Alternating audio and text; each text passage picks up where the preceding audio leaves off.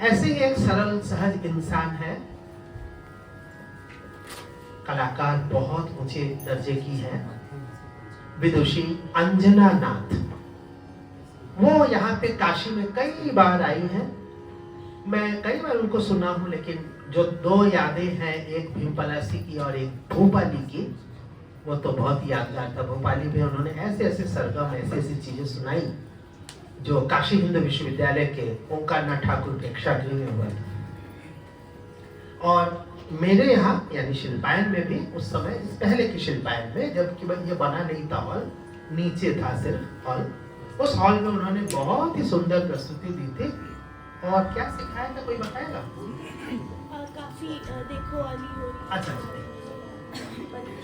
हाँ, उन्होंने हमारे बच्चों को सिखाया भी था, बड़े उदारता के साथ उन्होंने ये बंदिश सिखाई थी काफी वाले, और भीमपलासी ने सुंदर प्रस्तुति दिया था।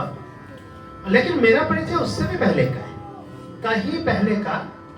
वो हमारे यहाँ गलती से मेरी मेहमान बन गई थी। मन नहीं सुनना है तो बाहर भी जा सकते हो, विशाल वगैरह से मान लो दिक्कत हो रही है सुनने में, बाहर भी जा सकते हो, कोई दिक्कत नहीं, आराम से। जिसको इसको दिक्कत हो बाहर भी जाए, कोई दिक्कत नहीं। तो वो मेरा एक फ्लैट है जहां मैं अभी रहता हूँ, वहां पे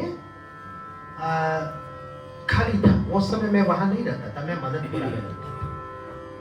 तो अंजना नाथ जी, विदुषी अंजना नाथ जी बनारस में परफॉर्म करने के लिए आई थी कला प्रकाश में, और उनका कार्यक्रम लखनऊ में था। बीच में कुछ 4 दिन का गैप था, 4 या 5 दिन का शायद गैप था, लेकिन वो इसलिए कलकत्ता नहीं जाना चाहती, फिर ट्रेन से जाए, फिर ट्रेन से आए, तो शायद इसीलिए उनको रुकना था। तो अशोक कपूर जी ने हमसे कहा कि आपके फ्लैट में तो खाली है, बोली तो वहाँ रुकवा दो। हाँ बिल्कुल बिल्कुल, बहुत ही अच्छी बात है। तो मैं उनको अपने यहाँ, मैं रहता कहीं और था, वो वहाँ पे उनको हमने ताला वाला दे दिया, चाबी दे दी, सब कुछ दे दिया। वो वहाँ रहने लगी, साधना करती थी अपना शायद, और जो भी करती रही हो, क्योंकि हमसे मुलाकात नहीं हो पाती थी। मैं आता था दोपहर में, वो जा चुकी होती थी कहीं घूमने, और फिर उसके बाद वो कब लौट के आती थी तो मैं ऑफिस चला जाता, उस समय ऑफिस में काम करता था। ये 2011 से पहले की बात है, हो सकता है 2007 या 2008 ऐसे समय की बात है।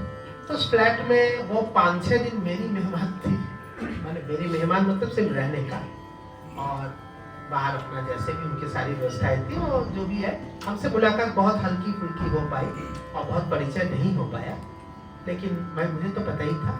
फिर कलकत्ता वगैरह में भी कई बार मुलाकात हुई, मैं गाने के लिए गया था तो आती रही, ठुमरी फेस्टिवल में आई थी, तो कई बार मुलाकात हुई, सब कुछ हुआ। लेकिन हमारे यहाँ जब गाने के लिए आई, सिखाया, तो बहुत अच्छा लगा। एक कलाकार के साथ साथ एक अच्छी गुरु भी है, बहुत अच्छी, जो कि रेयर होता है।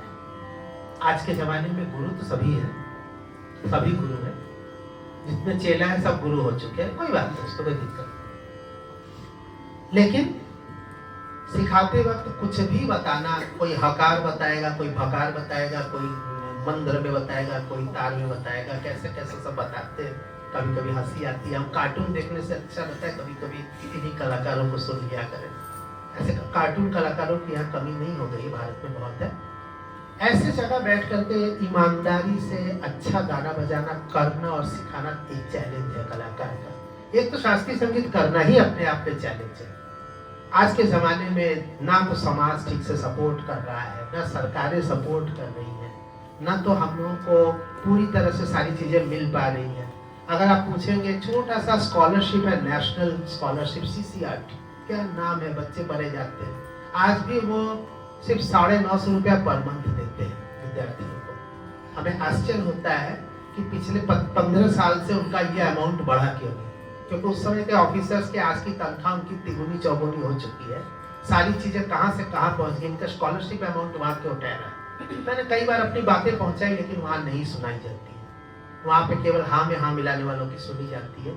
लेकिन एक प्रेस्टिजियस होने के नाते सारे बच्चे भागते हैं, लेकिन हमें शर्म आती है कि हम ऐसे समाज में वास कर रहे हैं जहाँ शास्त्रीय संगीत को केवल 960 रुपया महीने का समझा जाता है, 30 रुपया में बर्तन मांजने वाली न मिले, और ये हमारे बच्चों को प्रोत्साहन दे रहे हैं, उसका खर्चा न निकले हाथ का। क्या सोच है, क्या इसके पीछे वो है, समझाना मुश्किल है। इतनी बड़ी सरकार के पास कोई बजट नहीं, आज से नहीं है, ये 15-18 साल से ऐसे ही चला है। जो सब पाएगा सभी जानते हैं। यहाँ तो हमारे 36 या 37 विद्यार्थी पा चुके हैं अब तक, शुभंकर से शुरू हुआ था और पिछले साल भी 2 लोग पाए, पिछले साल इसी साल जानवी मिश्रा और ये बैठे सब नीति। बाकी सभी पाए हुए लोग हैं, ये पाई है, और तो आज बहुत सारे आए नहीं है, सभी लोग पाए।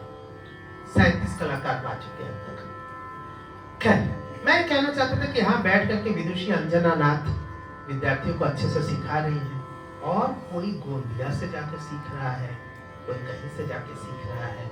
मतलब समझ में ही आ रहा है कि अच्छे सीखने के लिए विद्यार्थियों की ललक की कमी नहीं है।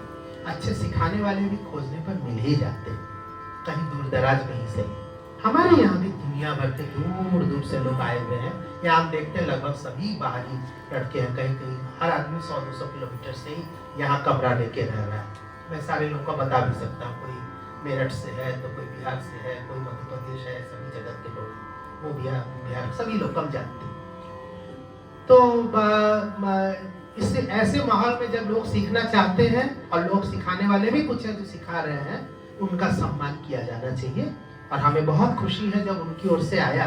ये कोई कहता नहीं, ज्यादातर गुरु तो अपने ही चक्कर में पड़े थे, हमारा प्रोग्राम हमारा रखिए, हमारा रखिए। ये महिला हमसे बोलती है कि हमारे विद्यार्थी कुछ आपको वहाँ गाने के लिए भेजा। हमको आश्चर्य हुआ, आज के जमाने में कोई अपने विद्यार्थियों की बात करता है? ऐसा तो दिखते ही नहीं कोई। वहां से मेरे पास बहुत फोन आते कलकत्ता से, जो देखो वही फोन करता, मेरा रखिए, विद्यार्थियों का रखिए, कौन बोलता है? खैर उनको कमी भी नहीं है प्रोग्राम की, हो सकता है मेरे ना चाहती, उनके पास तो बड़े बड़े प्रोग्राम है, लेकिन फिर भी इसके लिए ना बोल के कहना कि विद्यार्थियों को रखिए, इतनी रेयर बात है। मैं इस बात का ऑनर करते हुए वहां पे मैंने कुछ डेट्स वगैरह लिए उनके साथ। फिर वो बहुत दिक्कतें आती है, सुबह बना एक बार कहते हैं हाँ, फिर अगले दिन कहते हैं ना, लेकिन खैर उन्हीं परिस्थितियों में आगे पीछे करते हुए इन लोगों का काम हुआ। एक नमो घाट में भी थोड़ा प्रोग्राम बात करवा दिया मैंने, वहाँ हुआ। फिर मैंने सारदा जी से आग्रह किया कि आप भी एक दिन इन लोग का रख लीजिए, क्योंकि वो प्रमोट करते हैं बिना किसी पर्पस के करते हैं। तबला तो उनका बहुत एक साइड है, मेन उनका बिजनेस है, सब कुछ है, लेकिन बैठे हैं। जब भी कलाकारों को, बच्चों को प्रमोट करने की बारी आती है तो जरूर करते हैं। ऐसा मेरा कोई कार्यक्रम नहीं था जिसमें इतना छोटा सा बच्चा भी गाता है तो माला लेके दौड़े दौड़े आते अपने हाथ से। कभी कभी ऐसा भी हुआ है खुद नहीं आ सके हैं तो वो क्या आजकल होता है ना, जो बाइक से भेज देते हैं, उससे भी भेज देते हैं पार्सल, चलो पार्सल कुछ भी है, ये सुविधा आजकल की है, तो उसमें वो भेज दिया करते। अभी 8 दिन पहले भी भेजा था, बड़ा अच्छा लगता है। ऐसे लोग जुड़ेंगे तो हमारे साथ, हम इन्हीं के भरोसे चलेंगे, सरकार के भरोसे तो चलने वाले। तो मैं इनका कार्यक्रम फिर हमने कहा कि नहीं, अच्छा उन्होंने कहा कि हमारे यहाँ लोग पहुंच नहीं पाते, हमारे आसपास के लोग सुनना बोलने के बावजूद जाते नहीं है। अब यहाँ से इतनी दूर से वहां जाना बड़ा मुश्किल है। बीच में विश्वनाथ कॉरिडोर के बाद तो वो पार करके जाना असंभव सा होता जा रहा है। हम लोग उस इलाके में जाना ताकना ही छोड़ दिया, इतनी भीड़ और इतनी होती है। अभी थोड़े दिन बाद सावन हो जाएगा, आप समझ सकते हैं कि सबके चेहरे पर हवाइयाँ उठने की। फिर सावन आया, यहाँ लोग बोलते आया सावन झूम के, हम लोग कहते अरे बाप रे बाप फिर सावन आया। इतनी ज्यादा बुरी हालत हो जाती है, लाखों करोड़ों लोग यहाँ चले आते हैं।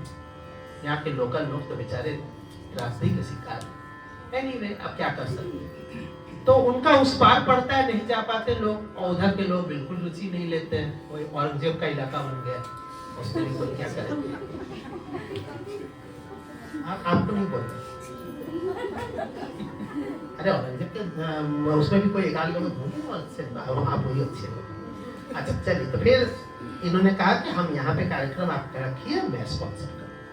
तो हम लोग, अब हमारे पास मजे का समय है, आराम से हम लोग 10:15 साढ़े 10 तक चल सकते हैं, कोई प्रॉब्लम नहीं है। आप हम लोग सबसे पहले सुनने जा रहे हैं श्री अनिरुद्ध नाथ का ख्याल है। मैं इनके फेसबुक पेज को विजिट किया, देखा काफी कार्यक्रम कलकत्ता साइड में इनके कार्यक्रम होते रहते हैं, कुछ ना कुछ, कभी नवद्वीप, कहीं कुछ, कई सारे देखा मैंने, कुछ वीडियोस भी लगे थे, कुछ सुने भी मैंने। तो हमें भी उत्सुकता हुई कि इनको बैठ के सुनूंगा। तो इनके पेज में पूरा साफ सुथरा सिर्फ और सिर्फ कार्यक्रम लगे हुए, ये एक बहुत बड़ी बात है। नहीं तो ये तो इंस्टाग्राम वाले तो केवल ऐसे ऐसे कलाकार हैं जिनके हाथ में जिनके कार्यक्रम का कोई भी फोटो नहीं होता, सिवाय क्या बताए, छोड़ो। तो दुनिया भर का फोटो लगा देंगे, लेकिन ना तो कलाकार का रहेगा ना कुछ उसका रहेगा। हमको ये बात समझ में नहीं आती कि आप अपने कलाकार के वजूद की इनकार कर सकते। अगर सोशल मीडिया में आप है नहीं है तो कोई बात नहीं, बहुत सारे कलाकार जो नहीं है, लेकिन जो है वो अपने कला के वजूद को बाहर से क्यों छुपाना चाहते हैं? और अगर आप छुपाना चाहते तो कलाकार बनेंगे कैसे आप, जब आप उसको गर्वित नहीं महसूस कर सकते, आप बताना नहीं चाहते कि मैं एक गायक हूँ, तो फिर आपका नाम कैसे होगा और क्यों ही आप बढ़ेंगे आगे? कभी नहीं बढ़ेंगे। खैर, इनके पेज में सारे इनके कार्यक्रम लगे हुए हैं और मेरी बातचीत लक्ष्मीप्रिया नायक से होती थी और अब मैं उनको भी सुनेंगे, इसके बाद शायद वो ठोरी गाएंगे और उसके बाद फिर भजन की सब कुछ जो भी है। आज एक कार्यक्रम कम है, आराम से बड़े आराम से हम लोग सुनने जा रहे हैं, सब यहाँ के लोग बैठते हैं, आप एकदम चिंता मत करिए। हमारे बच्चे देश के शीर्षस्थ बेहतरीन श्रोताओं में से हैं, ये आपको कहीं नहीं मिलने वाले हैं, चाहे वो बम्बई हो चाहे कलकत्ता, ऐसे श्रोता आपको मिलेंगे। आप खूब सुनाइए। यहाँ पे अगर कृष्णा उपाध्याय ने एक दो मात्रा अगर विलंबित में खा लिया तो यहाँ पे लगभग सभी लोग समझते हैं कि एक मात्रा ये बड़ा के साथ मिठाई के साथ घोट गए। यहाँ ऐसे श्रोता है, छोटे बड़े सभी विलंबित गाने वाले लोग हैं, कोई प्रॉब्लम नहीं है, आप आराम से गाइए। और क्या कौन सा राग प्रस्तुत करेंगे आप स्वयं बताइए। विदुषी अंजना नाथ जी को मैं रिकॉर्डिंग भेजूंगा, आपके जितने भी है वहाँ हो रहा है सब कुछ, और हमें उम्मीद है कि वो आपको सुन के आशीर्वाद देंगे। मैं इनका स्वागत करने के लिए पुनः श्री हरिनारायण सागर जी से आग्रह कर रहा हूँ।